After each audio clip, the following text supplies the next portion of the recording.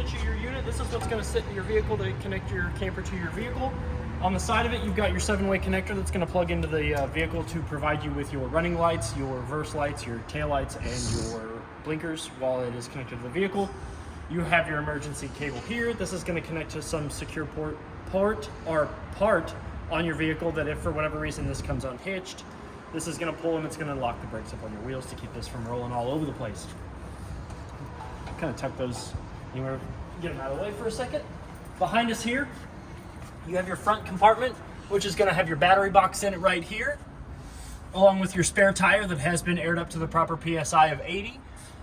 You can get it off and on with this. This doesn't have to, it just has to be tight because the door will close and keep it secure. You also have access to your 2 front leveler jacks in case for whatever reason there is a hole up here that you can, for whatever reason the motor burns out, you can pull these caps off. There is a crank in the compartment door that you can use to raise and lower these manually. The compartment door holds up with a latch up here at the top. You feed the head of the latch into the groove of the holder, and then this will just swing down and sit. You do have a light here that lights up the inside, so if I open this back up real quick, I'll show you.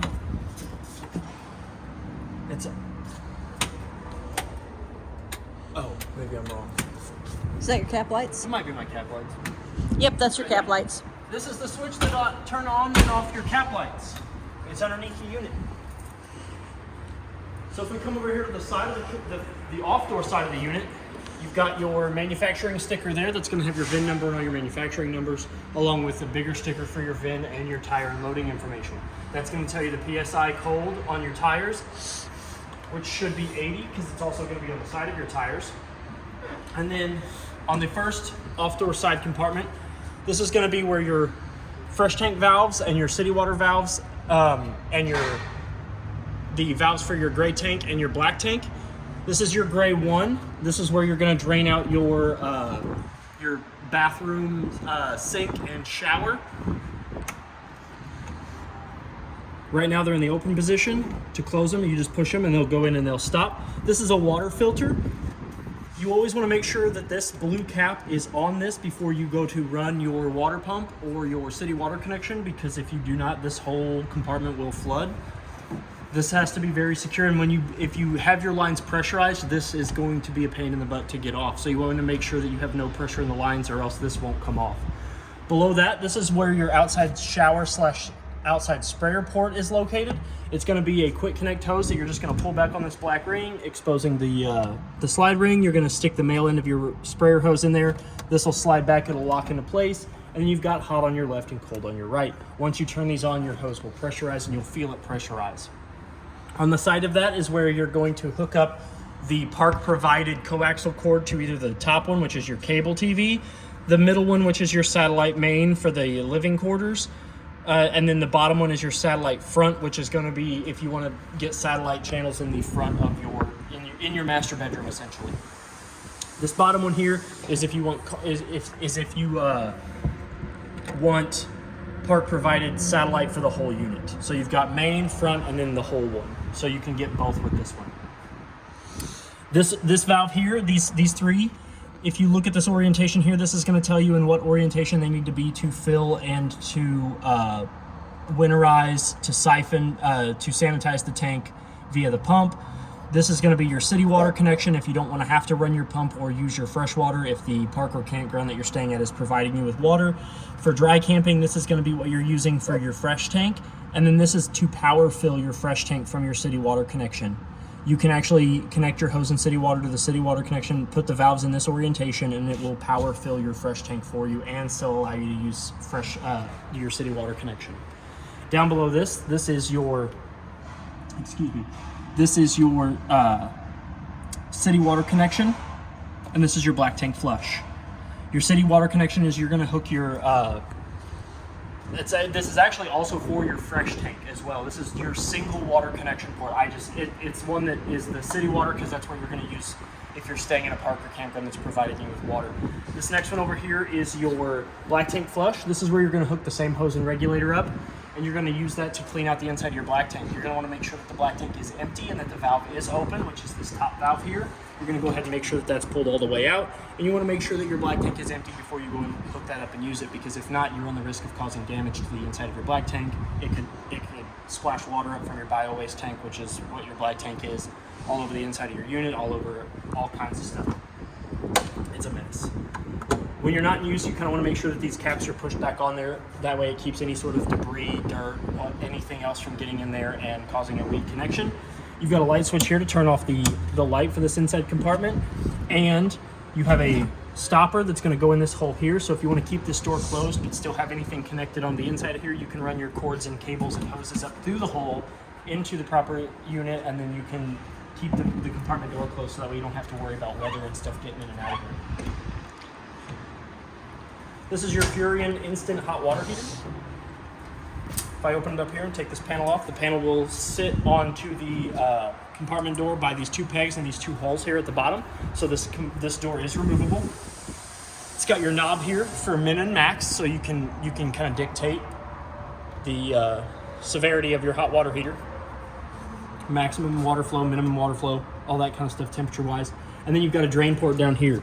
You're going to turn this black knob here, and it's going to release some water. You want to make sure that your tank has water in it before you go to light it, because since it is running on gas, if you do not have water in it, you can cause the air to expand into your tank and do damage to it that way. This is your on and off button. The easiest way to remember that is O for off, I for ignition. When you're ready to light this thing, you're going to click that on, and it's going to turn your instant heat water heater on. You also want to make sure that your tanks are open. When you're ready to close this up, you set the door back on the pegs, and you'll close it with that spring lock latch. Your off door side compartment door, if I open it up, if you notice, it will go all the way across to the door side. And on this side of the side compartment, you do have your ground control for your leveling operations. That is your instruction panel right there, along with the panel to the right of it. If we hit this button here, you'll see it'll turn on, and it'll tell you that it is ready, and now you're able to level your unit. It does have an auto leveling feature, which you can review and use using the instruction manual that is printed onto the left side of the panel, and you'll hit this power button again to turn it off. Up above that is your solar panel control panel. That's going to tell you the amperage that is going, or the voltage that's going from the solar panel to the battery to charge your battery. It's going to tell you the voltage from the battery, of the battery that the converter's pulling out, and it's going to tell you the temperature of the battery. You also have a manual light that's got three functions. You've got, in the middle, the O is off. You've got permanently on, and then if you flip it to the two lines, it'll be a sensor mode, and it'll come on when it detects motion. My head here. I'm gonna go ahead and close this.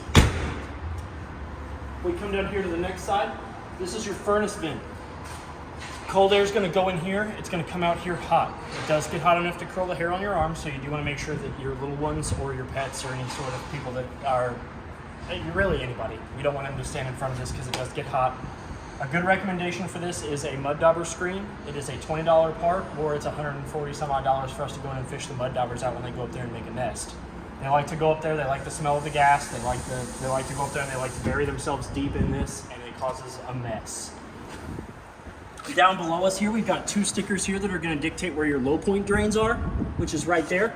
You're going to turn this valve here, and that's going to let the water flow from all of your lines. So if you're going to use that for winterizing and dewinterizing of your unit, you're going to open that up, and it's going to give the antifreeze somewhere to go in case it freezes up. Then you've got your freshwater drain, which is this white valve here up underneath. If you can see it, it's right here. My hand is touching it. You're going to pull that, and that's going to empty out your fresh tank. That is like an 1.5 inch drain, 2-inch drain, I think. And that it's going to drain pretty quickly. So right before you're ready to leave and pull your camper to go somewhere, you can pull this, and all the fresh water will drain out in a couple minutes. This is a vent for your dryer, because you do have a laundry room built into this. This is your dryer vent. This is where the exhaust for your dryer, so when you, just like in your home when you're doing your laundry and you go outside and you smell your laundry detergent, that's what it's going to be the same thing. There's a flap up in here that you don't have to close, because this is deep enough to where you don't have to close it, but so it will jiggle around. You'll hear that. This hole here in the radius metal on your unit is so you can get to your gray 2 lever. That's your valve to drain out the gray 2, which comes out in the connection right here. The gray 2 tank is for your washer and dryer. So if you're doing your laundry and you want to dump the water out, it's really recommended that if you're going to do laundry, you leave that open, so that way you're not building stuff in your gray 2 tank. But it does have a gray 2 tank. You can fill that up just like your gray 1 or your galley tank. But it's really recommended that if you're going to do a load of laundry, that you have your sewer hose connected to it, and then you let it flow to the proper dump station. And to cover that hole while you're in travel position, or if you're in the destination position, you can take this cap, it'll sit into the grooves, and it'll just rotate in just like a screw would. This is where your 50 amp short cord is going to plug in at. In order to plug and unplug your unit, to unplug it, you're going to make sure that this black ring is unscrewed and it sits nicely up against these 2 little tabs here. You're going to give it a quarter of a turn and you're going to pull it out. To plug it back in, you're going to push it in, you're going to give it a quarter of a turn, and you're going to make sure that this black ring is secured tightly up against the outlet. What this ring does is it creates a nice weather-tight seal to keep any sort of bugs, dirt, and water out of your electrical connection that's going to turn your camper on. When you do not have this plugged in, you want to make sure that this cap is down, because this is what's going to protect the outlet itself when you do not have the short cord plugged in. Your tires have been checked. The PSI on them is 80. They say that on the side of the tires, and they say that on the tire and loading sticker that's printed up on the side of your unit. The lug nuts that are on it have also all been torqued to 100 foot-pounds, which is also on the sticker and on the tire and loading information. You also have the one of the rear leveling jacks on the back side of your unit. And then you have the same kind of screw port that your gray 2 was, and this is your galley tank valve. This is going to be what's going to allow you to drain your kitchen sinks tank, which is your galley tank. And they are marked such on the control panel too. So you have gray 1 and gray 2, and then you've got your galley tank. This is going to be for your kitchen sink, and it drains out right here. So this is where you're going to hook your sewer hose up, and it's going to go. The other end's going to go into the proper dump station, and this is where your sink water is going to come out of. It does have a cap that fits on, tightens around those pegs, and then you can leave it. You can leave that, and you're ready to go. So behind us, let me move this ladder out of the way. So behind us on the rear of the camper, you've got a lighted license plate bracket, along with a mount for a backup camera and the receiving mount for the on-the-go ladder. You have another little vent here that's going to let out some air. You've got your arm here. This is your bracketed mount for your grill, which is in the side compartment on the door side of the unit. It's going to have 2 L-shaped brackets that are going to sit nicely in this, and then your outside grill is going to sit onto that. We'll go over your outside grill when we get up to the front side compartment. Up underneath the radius metal on this side, underneath the slide, if you can see it, is your LP Quick Connect. This is where you're going to hook the LP Quick Connect hose up in order to use your outside grill. You're going to slide back to this plastic ring, you're going to expose the ball bearings, you're going to slide the male end of your your Quick Connect hose into there. You're going to let this black ring slide flush against the end of the port, and then you're going to want to make sure that this valve is turned into the on position. When it's parallel with the tube, then that means that you're going to be ready to draw propane out as soon as that male connector is put in there. To close it, you're going to close that valve there, you're going to pull this back, and then your hose should just come out of that with ease. When you're not using this, you want to make sure that this silicone cap is applied into that, because that's what's going to keep dirt and bugs and anywhere that propane's going to come out of, you run the risk of getting mud daubers in there. Believe it or not, I did find a mud dauber nest on the inside of one of these one time. So anytime that you're anywhere that you've got gas escaping, you run the risk of mud daubers coming out. You do have an awning on this slide here, along with an awning light that is ran on the same switch as the awning that runs the front length of the door side of the unit. Your tires on this side have also been checked. The PSI is 80, which matches not only the side of the tires, but the tire and loading information on the sticker on the front side. And the lugs on this one have also been torqued to 100 foot-pounds. If you notice that your valve stem caps are yellow, that's because your unit is equipped with a TPMS sensor. It will not be ready to go, because since we are delivering this camper to you and it is quite a bit away, I left the TPMS units in its packaging along with the instructions inside the front kitchen left side drawer, and I will show you that when we go inside the unit. I left the stairs up and the handle in so I could show you how to use your stairs once we get into the unit. If we open up this long compartment door on the side, you do have your outside 110 fridge. It is 110, so you'll have to be plugged in for it to work. Yes. You do have, this is your LP quick connect hose. This side here is what goes into that port underneath the radius metal, which the ball bearings will sit into this V-shaped groove on the back end of the plug. And then this is what plugs in to the back side of your grill. It's the same as the one underneath. You pull back, you expose the ball bearings, you slide it in, and I'll demonstrate with just the hose. So, pull back, expose the ball bearings, push that in, let that go.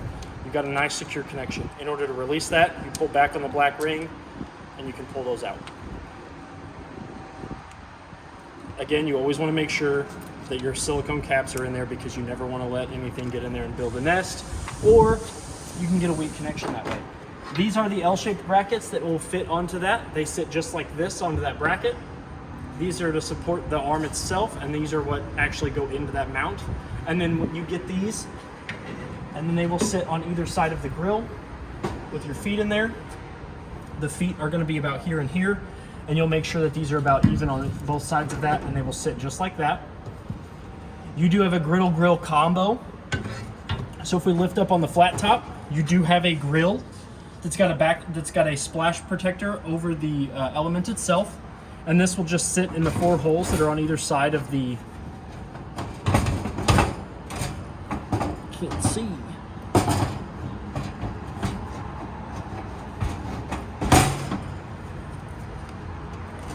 Oh. Yeah, there we go. You do have a drip tray, so that way you don't have to worry about grease and all that good stuff dripping down. And in order to light your griddle combo, whenever you have this plugged in and it's sitting over there, you're gonna push in, you're gonna turn it to the first red line, you're gonna hold that for about 3 to 5 seconds to let propane flow through the burner, and you're gonna turn it to the lightning bolt. What that lightning bolt does is it strikes your starter. You're gonna hear that click. That means that your striker has attempted to light. You're gonna push this in and you're gonna keep doing that until you either see, smell, or hear the flame, which you should be able to. It's a kind of a gloomy day here, so it was really kind of hard for me to see, but I can confirm that I did have it lit. As you can see, there are like char marks on the splash protectant from where it was heating up.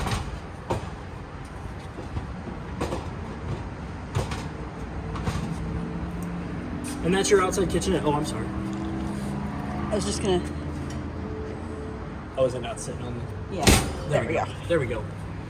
So now I'm going to close this up, and we're going to move on to the door side compartment. This will stop on its own. On this side, this is where your battery disconnect is at. In case you want to store the camper, you can turn that from on to off, and that will cut all of the juice going from the battery to the unit.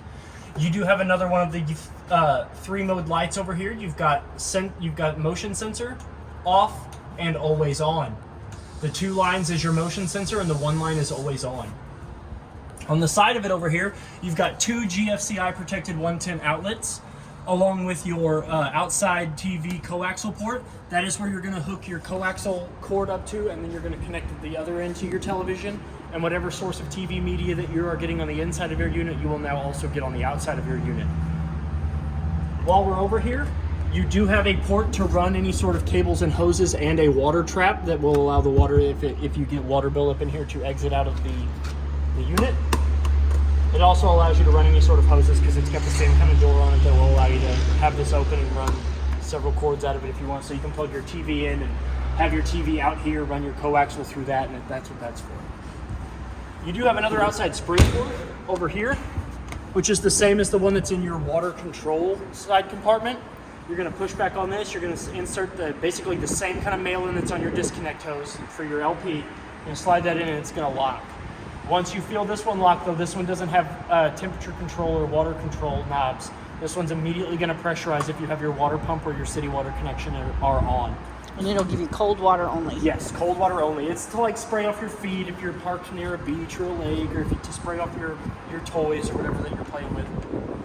This door here is your propane door. This is going to have your two 30-gallon propane tanks in it, fed into the unit by an auto change regulator. I have the tank on right now because I was PDI in the unit, but if you can see this green ring right here, that green ring is what you're going to want to see when you turn your tanks on. As you can see, it also has a plastic arrow on this side, which is indicating which tank it's drawing from. And when your tank is turned on, you're going to have a green ring, and then if we were to turn it and wait a few seconds, that's going to turn into red because this tank is off. But I'm going to go ahead and turn it back over to this one because I do have that one on, and I was running the furnace and stuff in there to make sure that it was running. So now that we're done with the outside of the unit, I do want to go over the speakers that are part of the stereo system. You have one over here and one on the other side of the slide over right above the door, along with a porch light that is on above there. You also have a mount above the door for a camera in case you want to put one of those on the unit. Now that we're getting ready to go inside the unit, you do have a ease of access handle that is in the travel position now. You want it up against the door for travel. When you're ready to get into the unit, you lift up on the handle and you swing it out, and it'll seat into a saddle so you can get in and out of the unit. We're going to open the door. And in order to bring your stairs down, you want to make sure that your door is in the all the way open position, all the way up against the side of the unit. And you're going to take this handle here.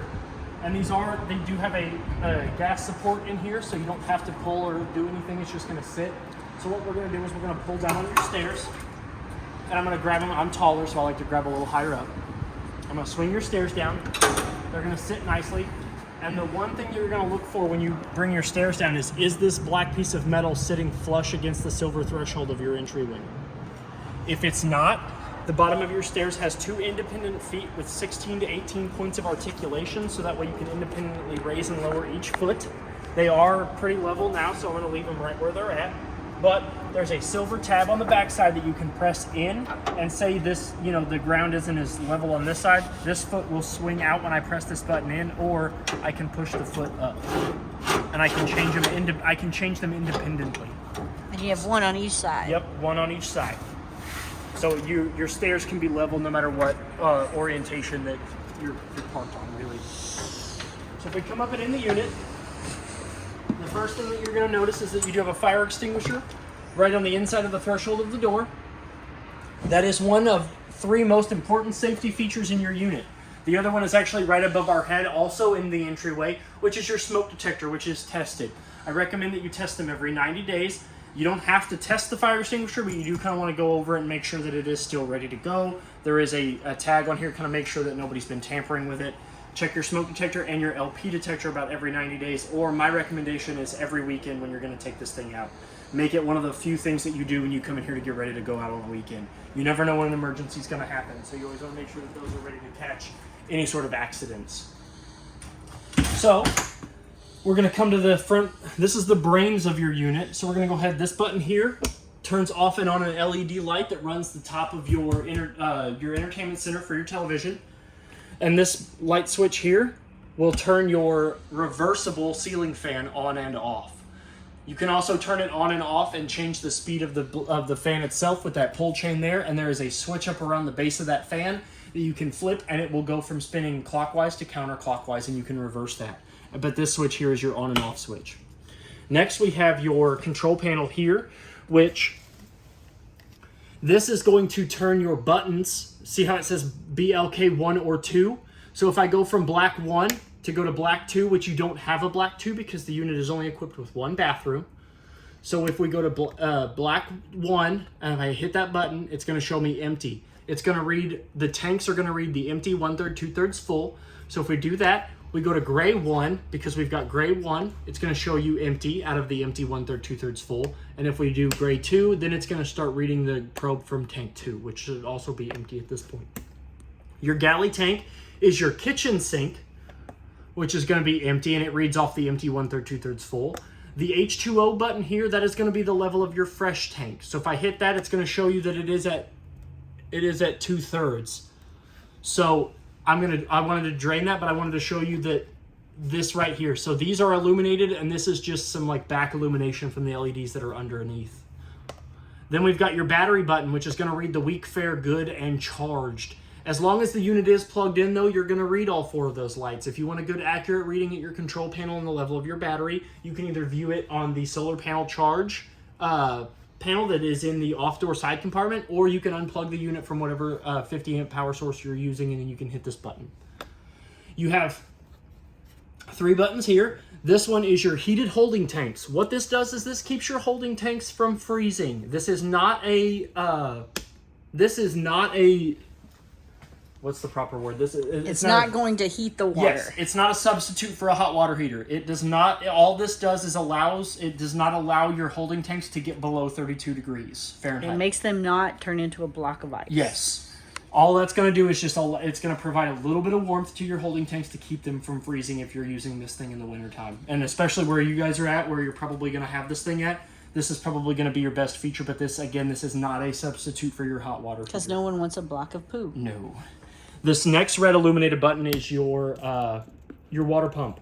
This is the button that you're going to press when you want to use the water in your fresh tank.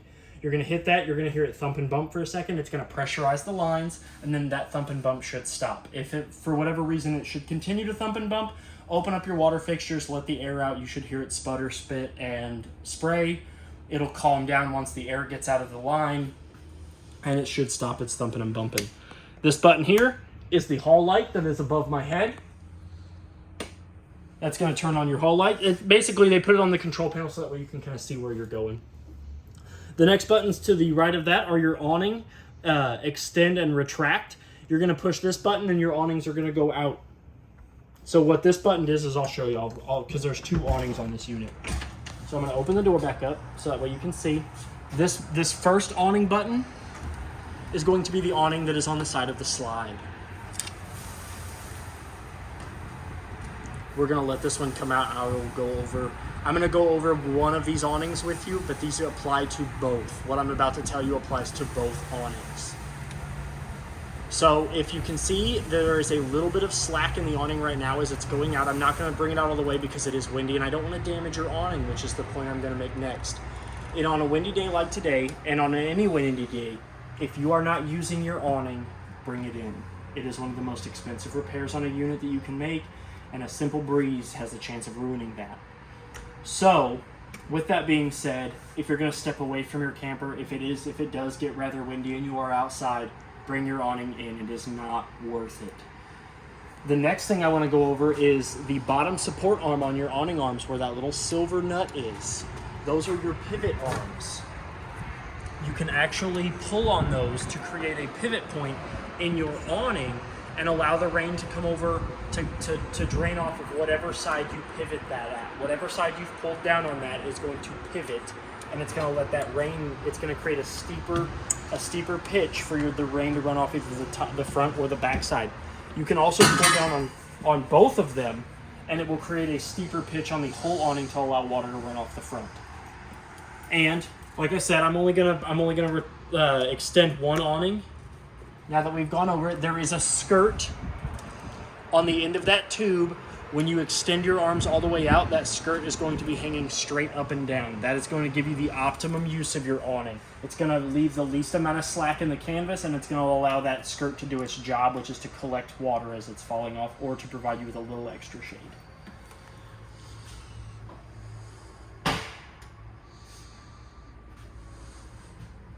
Okay, your awnings are now flush against the unit. Now we can go over your slide controls.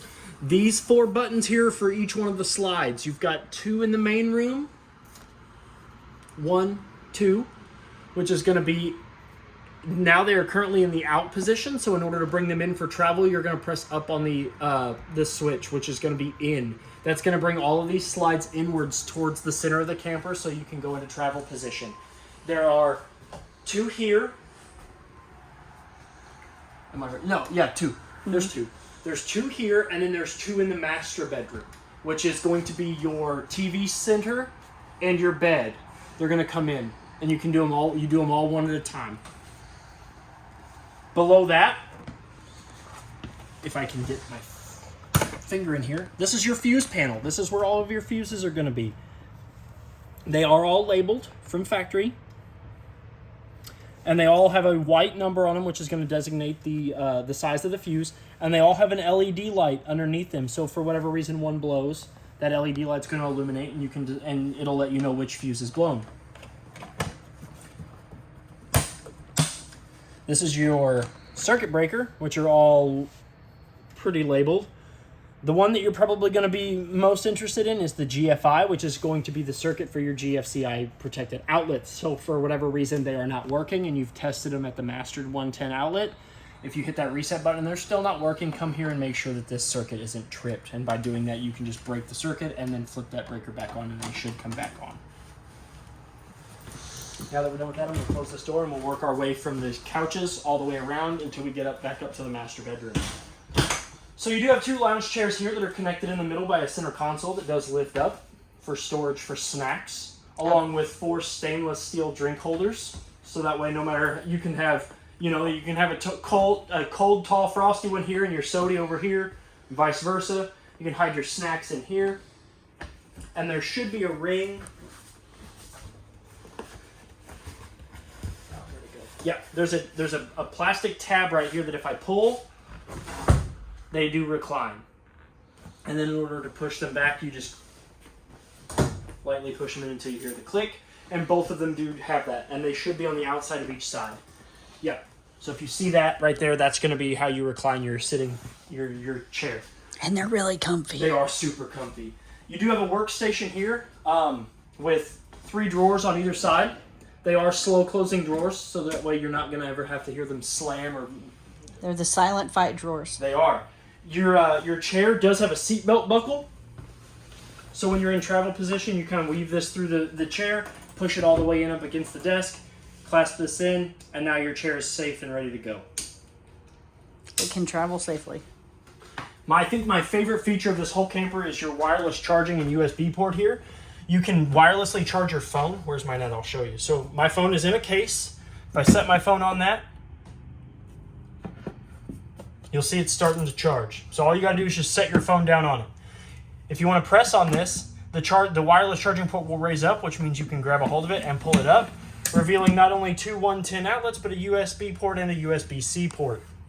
So that way you can charge any sort of, you can do, if you work from home in your unit, if you play video games, if you want to watch a movie, whatever, if you want to have external more TVs. If you just want to be really cool. Yeah. And then to lower it, you'll press on this, I can't tell if, I can't. Red. Red? It looked pink. Pink would be close enough. But I'm also colorblind, so. That's all right. And then above not only your sitting chairs, but above your workstation, you do have a manual push-button light. They do have the O for off, I for ignition switch on the front side of the light panel, so you can turn those off and on. That one is the same way. It's got an on and off switch, and they are pretty bright. All of your windows that are on this side of the slide have the pull-down shades, so if I pull them down and let them go, they're going to go up, and then I can pull them and leave them where I want them. And I'll show you how they go up again. You tug on them, and then just let them go up on their own. It doesn't work for me. I don't stay where you leave me. Your nice big old fridge. I love this thing. It's an big nice dual door ever chill fridge. Got plenty of room for veggies, snacks, meats, beer, soda, Kool-Aid. It's got crispers. Has your travel lock? Has your travel lock. What this does is when you're ready to be in travel position, you'll close the doors. And the threads on here will fit nicely into this little hole underneath the doors. And this will tighten all the way down until it keeps this from sliding open and these from sliding open. And this one won't slide open because it's locked with this one. So if this one's locked, this one's locked. But I leave this inside the fridge so that way when you're ready to use it, you can. The controls are kind of invisible probably on camera, but you have your smart control here, your room here, which if you hit that, you'll hear it beep. The snowflake icon is your freezer controls, and then the raindrop is your refrigerator controls. Right now I've got it set on 1, which is the coldest setting you can do. It goes 1 through 6, 6 being the warmest, 1 being the coldest. Right now your freezer is also set at negative 17 degrees because I wanted to test it out. Underneath that, if you can see it, you've got your temperature button. Right now it is locked, so I'm gonna unlock it by holding the lock and unlock button for 3 seconds. That lock's gonna go away. Now I can manipulate the controls. If for whatever reason you wanna lock it again, you just touch and you hold that for 3 seconds, and your refrigerator is now off. Or you hold that and you press that for 1 second, just boop, and it'll lock itself again. But since I have it unlocked, I'm gonna go ahead and show you. This is your first freezer. It's got vents on the side, so you probably don't want to put anything that's gonna leak. This is for like your vegetables and stuff like that, like your frozen stuff, and your frozen foods. And then down here you have a compartmentalized storage for your other, and it also has a travel seat belt. Yeah, that goes up and around your travel lock. Yep, up and around, and then that way this doesn't shimmy around while you're.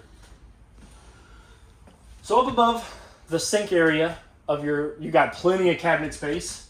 Large 2-shelf cabinet on this side. They are also the no-fi doors, aren't they? Yeah, no fight. In this one, this is where your TPMS sensor is at. I've got it and the instruction sheet right here. So when you get it, this will go in your vehicle. This panel here will go in your vehicle, and you can program it using these instructions, and it will tell you not only the PSI of the tires in your vehicle if you have a TPMS sensor in that, but also the tires in the on the unit itself. While we're in this cabinet, there is a GFCI protected 110 outlet in there. I like to call that your margarita cabinet. You can put your margarita mixer in that bad boy and hide it, so none of your other fellow campers knows that you got a margarita mixer in here. Ample pull-out storage here, so you can put all your dry goods and stuff in there. Underneath the sink, this is my favorite. I actually thought about putting one of these in my own home. Ooh, this is cool. Pull it out. You've got like trash bag, washcloths, cleaning stuff. You've got a trash can in here, and then that when you're done with it, that just slides back in, and it does lock. Ample 3 storage cabinet or drawers here, along with that no fight. Oh, I mean there is a kind of a fight, but the slow close. Yeah, quiet fight. Can't slam them.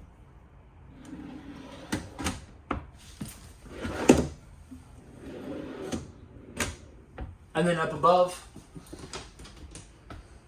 this is all one big cabinet too, so you can fit things behind the doors too, so you don't have to worry about, which cabinet it's in. It's all one big with 6 individual doors on it.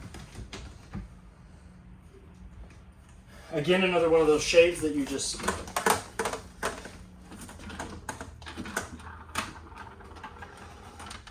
along with the latch so you can open up your kitchen window and yell at your kids if they're hanging out in the back. Your sink is a nice large stainless steel basin sink with your handle here for cold is going to be all the way towards the window. Hot is going to be all the way towards yourself. And to draw water from the unit, you're going to pull out the handle and you're going to get water coming from your sink faucet. It's got 2 modes, faucet and sprayer. So if I open this back up, you got sprayer, and then if I hit that, it goes back to regular faucet. It'll sit nice and neat in its little saddle. And you do have a like a dish drainer that will go over the top of your sink. It will sit in the grooves left on the countertop, and you can dry your dishes there. You've got 3 light switches over here. One that's going to turn on the lights above the sink itself. One that's going to turn on the lights above the cabinet. And then one that's going to turn on the LED lights that are above the actual cabinet space, so you can put some, nice decorations up there and you can illuminate them. Above this next corner, you have an ample storage over here that does go all the way back into the corner of the unit, so you can hide all of your pots and pans and your cups and your dishes and stuff in there. You do have 2 GFCI protected 110 outlets that are in the corner, so you can plug in your air fryer, your grill top in here if you have that at George Foreman, anything like that, along with your vent fan controls for the fan that's above us. So if I press this button, your fan turns on. It does have a lever on the side that will open and close the shutter, so that way you can get less flow, more flow, whatever. And then there's another button that'll turn that fan off.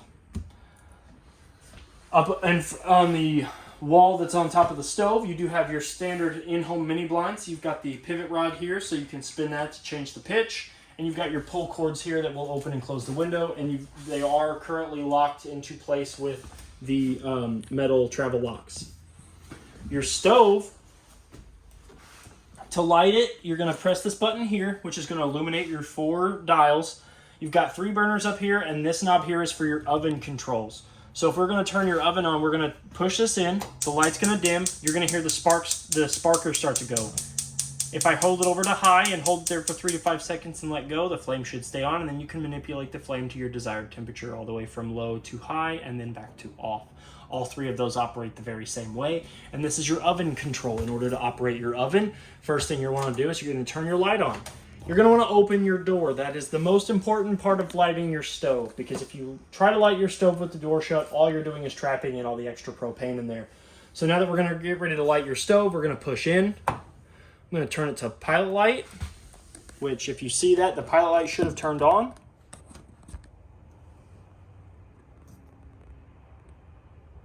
Oh, maybe it didn't. There it goes.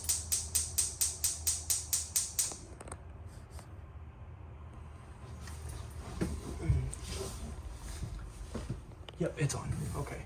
So, you'll see the blue ring of propane light on your burner, and then you know that your oven is lit. Unlike most RV stoves, though, I've noticed that this one goes from low to high instead of from high to low. So your start set is 350, and then you can crank it up to 475. And then off is pretty self-explanatory. Another recommendation I have is when you're done using your oven, never close the door all the way, because that will allow you to let not only the excess heat out, but also any sort of excess fumes out. And then below that is your third and final most important safety feature in the entire unit, your LP and carbon monoxide detector. One solid green light is good. That means that this thing is not detecting any loose gas or any loose carbon monoxide in your unit. You can test it by pressing the test button here. This will flash. Your LP will flash. It will make some audible annoying sounds, but those audible annoying sounds can sometimes save your life. Up above that, you have your microwave and the microwave storage cabinet for your, like the spices, dry goods, flour, sugar, all that good stuff, along with the 110 outlet that is allowing your microwave to function. You never really want to unplug that for the feature that I'm about to get to. You also have more side storage over here. The reason why you never want to make sure that your microwave is unplugged is because this is also your vent fan. You press that fan button, it turns your vent fan on for your oven. If I press it again, it's going to be low, and it'll tell you the settings on the microwave screen, and then off.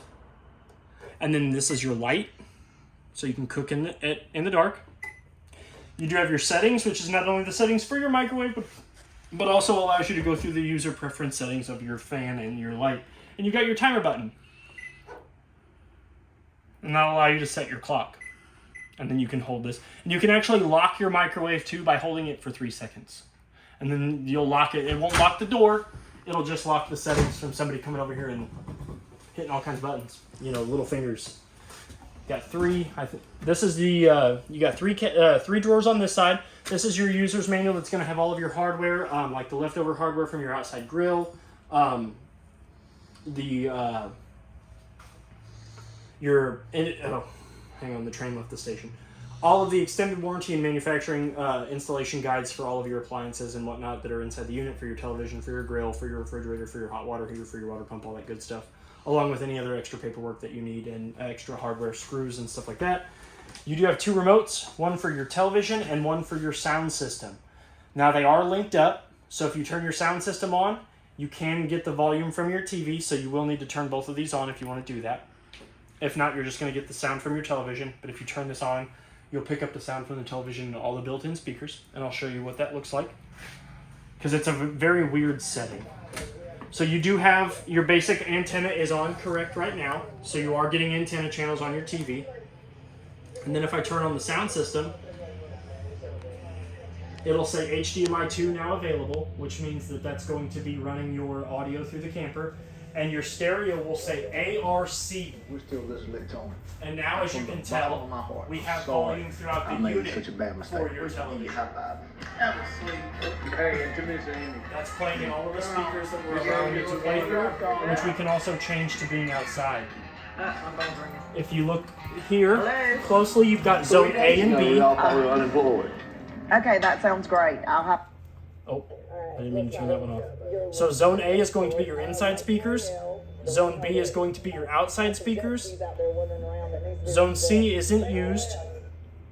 And Art My grandma lives out is there. going to be It's your, not that you've big got a out quick there. button to disconnect and connect your stereo system to your television.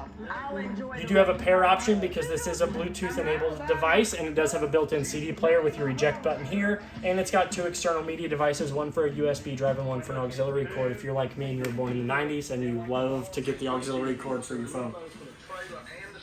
The big black box underneath that is your built-in fireplace. If I touch this button right here, we're going to turn your fireplace on. It is a secondary source of heat. So if we touch this button here, oh, come on. I've turned your heat on, which as you can see, it's set to 82 degrees right now. You do have a small temperature gauge over here, and if I touch it again, there we go. I can manipulate the temperature all the way up to a 99. Holy cow. Mount Vesuvius, right? And then now it's on. And then I can turn it off. One key feature when you're using this, when you do turn it off, the heat element will be the first thing to turn off, but the blower will still continue to blow for a brief period of time that it's going into its cool down cycle. It's trying to evacuate all that extra heat out of the unit. This light button here will change the dimming. That's a dimmer switch, so you can adjust the brightness of the lights, not only the flames in the back screen, but also the flames underneath the nice rocks. And the light bulb button here changes the color of your fireplace. It is powered on right now. I just have the heat turned off, and then now it is turned off. So I'm going to stick your remotes back over here in the drawer where I got them from, so that way they're ready for you whenever you get your unit. Oh, I'm going to turn the TV off. Nobody wants to see that. Your chairs. You've got 3 bar stool chairs on this nice high-sitting bar. As somebody that's tall like me, I really appreciate this. They are fire resistant. And a neat feature is that this bar also has one of those charging stations. It's got the wireless charger on top, 2 110 outlets, a USB, and a USB-C outlet down here. When this light's on, then that means that the USBs are drawing electricity. Again, to unlock it, you press in that little pink tab, and that'll lower back down, and then you press that wireless charger back down. The window on the side of your bar has the same pull-down shades that the rest of your unit shares, along with, if we open that up all the way, you've got 2 pinch tabs on either side of the window. You push those in, you can lift your window up. You do have a secret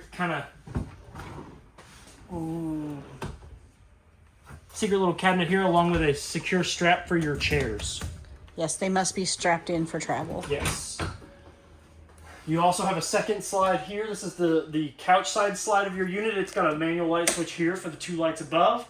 All 3 of the windows do open, along with they all have the center push tabs. No, I was wrong. This one does not open. This window does not open. Only the 2 side windows open. And then you've got your couch. You've got throw pillows here. I'm going to move these real quick. Don't move them far. I love throw pillows. Oh, me too. I forgot how this one comes out. This one just picks up. Yeah. So in order to put this out into sleeping quarters, you're going to grab up underneath 2 sitting cushions. I think you have to take these off. Oh, yeah. These Velcro, so you don't have to worry about ripping nothing. And then if you've got some people staying with you, you just pick up on it, and you just pull it out, and then you've got your 2 feet that kind of swing out, and this will lay down. And then that top cushion where the back cushions go will flip down into a bed. And you can put your pillows and your blankets and stuff like that. And so You can even put these there if you want to use them for extra pillows in the back. Yep, so that way you're not butting your head up against this. And then to break this back down into a couch, we lift back up on the first thing you want to do is you want to lift back up on the back of the couch. And then you're going to pick up this from underneath, swing your legs back in. And then I always like to just brace my hand there to just kind of give it a little bit of support. Lower the couch seat back down, and then you put your couch cushions back on. And so you have a hideaway bed.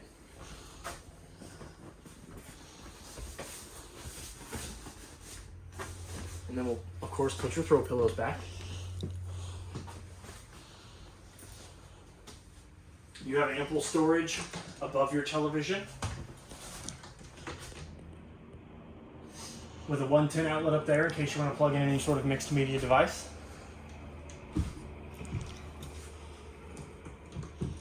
Let's see if this comes out. Yep, cool. So your TV is on a swivel mount, so if you're sitting on this chair, you can bring it this way. If you're sitting in those, which I would prefer sitting in those, you can swivel the TV this way so you can watch TV. But the reason I pulled this out is because I wanted to show you your antenna and cable and satellite button. So this outlet here is for your antenna, with the one that is plugged into currently is how you're going to get antenna. And with that light being on, you're only going to draw antenna from for the unit. If we turn this button off, that's when you're going to be able to get the cable or the park provided cable or satellite that you're using. You're going to undo this and push it into you're going to screw it into the top one, and you should be able to get the satellite and cable provided to you by the park. But we're going to go ahead and turn that button back on. It is one or the other. You cannot draw both. You cannot get antenna and cable and satellite. With the button on, you're only going to get antenna. With the button off, you're only going to get cable and satellite. And then there's a strap for when you're in travel. Yep. There's a strap, and then there's also the 110 outlet on this side, so that way you can plug in your TV and whatnot. But we're going to go ahead, and if you notice that there's a knob here and there's a bracket here, what that's for is that's a secure lock, so that way when you're traveling, you can push that back on, and then when you're in travel position, I should have fished this up before I put the TV back down. Yep. So, see, we're going to learn something. So we're going to make sure that this is above and over the television first. Then we're going to push this back. You're going to securely attach it. You're going to grab the bottom portion of the lock. And you tighten it up, and now your TV is in the travel position for you when you're ready to go. I'm going to go ahead and turn your sound system off too. Now that we're done with the front half of the unit, we can move on to the laundry room. So if we come into the laundry room, I'm going to flip the buttons on here. You've got one button that's going to turn on the main lights, which illuminates the whole room. And then you've got a second button, which is going to turn on just the countertop above the washer and dryer. You have ample storage up here for any sort of clean laundry, clean linens, your towels, your blankets, your laundry soaps. You've got two that are covered, and then you've got one that is open, so that way you can put up like that your laundry totes, like for like dirty laundry and stuff. You've got two 110 outlets on either side of the wall here, so you can plug in any sort of cleaning appliances that you have that aren't your included washer and dryer. They're really nice too. They just pull open. They're just like the ones at the laundromat when I was a kid. I left all the owner's manuals and stuff in there along with the detergent cups and stuff because I didn't want to lose any of that. I didn't want you guys to lose any of that. And then this is your dryer, along with the user's manual for that, so if you wanted to read that. You do have your furnace vent here, so don't block that. That's going to be where a majority of your heat and for the runoff heat for the furnace to come out. I haven't quite figured out what these are for yet, but... Storage. Like shoes, maybe? I don't know. It's neat. And then you got a... Pet drawer. Mm-hmm. So you can put like food and water in here for your doggos. Jack would love it. We're going to go ahead and turn these lights off. You do have floating stairs, so there is a little bit of storage underneath there if you want to, which is always nice. I'm going to come up here, but I'm going to show you what these are. This is your thermostat. This is going to power the one air conditioner that is in the main part of the unit.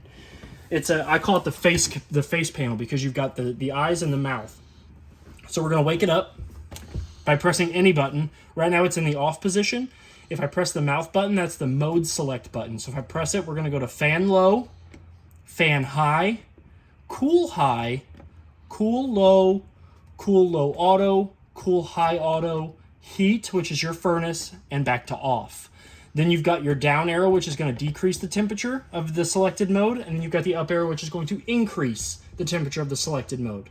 The next circular panel that we've got over here is your hot water heater, which it's off right now because the panel is off because there's no water in the unit. You've got your Fahrenheit and Celsius buttons, which are going to change the difference between the Fahrenheit and Celsius. You've got your up and your down, which is going to decrease the which is going to increase the water temperature or decrease the water temperature. You've got your flame and then your on and off button. So this right here, this is the power indicator. So we hit this button here, your power is going to light up. This button here is going to dictate whether it is Fahrenheit or Celsius. And then the flame button is going to illuminate once your tanks are open and the device is actually lit. It's going to establish its temperature, and then it's going to tell you the ambient temperature of the water. This button under here turns on your step lights. That way you don't trip and fall down these steps when you're coming in and out of the bedroom at night. We're going to come into the master bedroom. It has its own thermostat. So if the rest of the unit doesn't want to be as cold as it is in here, if you got to sleep with it cold, it has all the same features as the other thermostat except no heat. But right now it's set to 40, and it can go all the way as low as 33. So you can get it pretty cold in here, and it can go all the way up to 99. Your light switch here turns on the 4 lights that are illuminating the master bedroom. The neat thing about the bed that I really like is that on each corner, if you notice, in each corner of the head spots, you've got a 110 outlet that has a USB and a USB-C port in it, along with 2 little nightstands for your phone, alarm clock, whatever else you're going to plug in. There is a 110 outlet on the side of the wall here for any sort of CPAP machines or any sort of sleeping aids that you have. And if we lift up on the bed, it's gas-supported struts, so you've got ample storage for any sort of extra blankets or pillows or whatever else. If you're going to be sleeping in the cold, you can store your big woolly blankets in here, not have to worry about it being all over the bed. Then to lower it back down, that you do have to apply a little bit of force to them because they are gas-supported struts, but they will shut on their own. You have your TV entertainment system here. You've got a 110 outlet on that side, a 110 outlet on this side. This right here is prepped for a TV mount, right here. So you can put your swivel wall mount there, along with your coaxial for the satellite and antenna and cable TV hookup. You've got ample storage in all of your drawers. I use that word a lot. Ooh. There we go. It's got grease on it. Open that wing just to show you that it wasn't. Same kind of pull down shade. That window opens with the latch. Pull that up, the window can pull open. That window over there is your fire escape window. You lift up on those 2 red tabs and you can push that window out, so you can go out feet first, preferably, because this is high up. You don't want to go out head first. You do have a built-in wall shelf for any sort of knickknacks or look goods that you want to put up. Your bathroom door is secured with a travel lock, so that way you want to make sure that this is closed and locked when you're in travel position, because if not, this thing can slide and do damage. And then to unlock it, you just push up on it and swivel that out of the lock, and then you can push it open. It is magneted with a strip right here, so that way you can get your door nice and cinched. Now we're going to step into the bathroom, which is really nice. So you've got 2 lights in here. One's going to turn on a ring of LEDs that run up behind the mirror. The other one is going to turn on, again, the 4 lights that are illuminating the entire bathroom. Up above your light switch, you have another max air fan control, just like the one in the kitchen. It's going to power this fan here on, and then like I said on the other one, which was a little too high for me to reach at the time, but there is a knob here that will allow you to control the shutter, and then you can turn it off. You have towel racks here above your toilet. Nice porcelain toilet.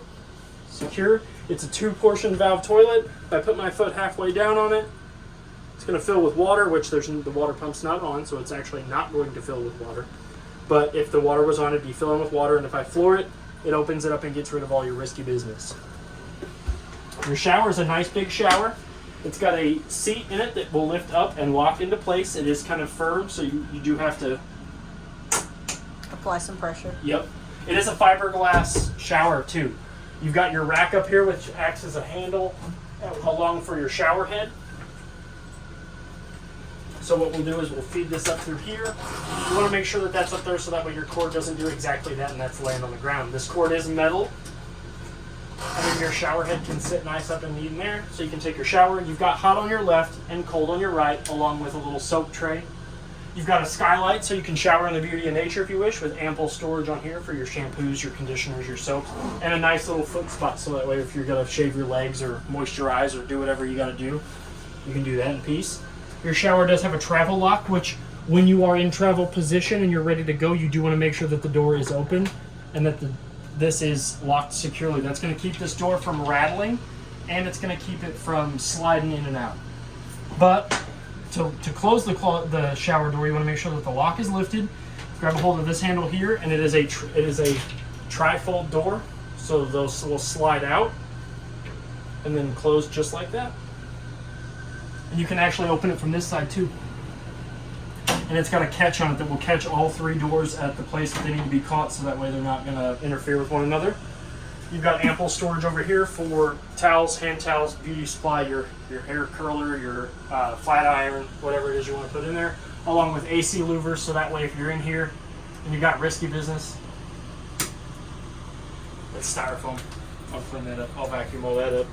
They come out of the air conditioner when they go to put in the louvers. This light here, this switch here, turns on the light that's in your nice big walk-in closet. It is a walk-in closet. It is a walk-in closet. You can dramatically walk in. Ample storage. I like that word. More storage underneath each one of the independent sinks. Yes. Because if you're like me, I drive my girlfriend nuts when she's in there, brushing her hair and getting ready for work, and I'm trying to get ready for work, and I'm in there and I'm like, hey, can I brush my teeth? And Now, each one has a stopper. Yep, each one has a friction stopper that just sets in there. It's got a rubber ring around it, so you don't have to worry about it going down. 2 GFCI protected 110 outlets, one for the trimmers, the other one for like curling irons and stuff. Now, these doorknobs, they do not turn.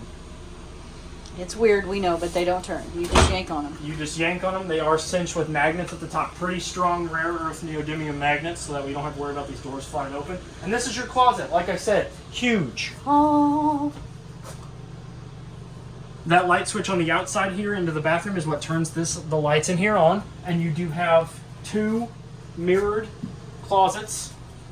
So you've got 2 racks to hang up your shirts and your pants and all your undies and socks and sleepwear and all that good stuff. There is storage up here too for whatever else if you want to hide, if you've got any valuables that you don't want anybody knowing. You do have ample storage over here, ample shelf space for You got hooks. more hooks on that side, hooks on this side. This is the box for your television. We left it in here so that way if you have any warranty problems with it, we have the packaging for it. And this is your King built-in Wi-Fi. Your unit does equipped with the King Wi-Fi system, and it's already pre-set up and ready to go. All you got to do is just connect to it.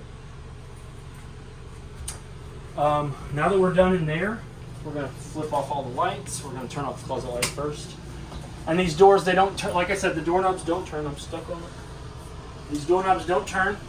You just cinch them closed. Now we're going to make our way out. So that light's off. These lights are off. This door, you want to make sure that it is when we're ready to go. So we're going to put it in travel position. And we're going to say that I've kind of went over everything. If you have any concerns, questions, or anything like that, feel free to call me here at Parkland. My name is Trey. Happy camping and good luck. Thank you.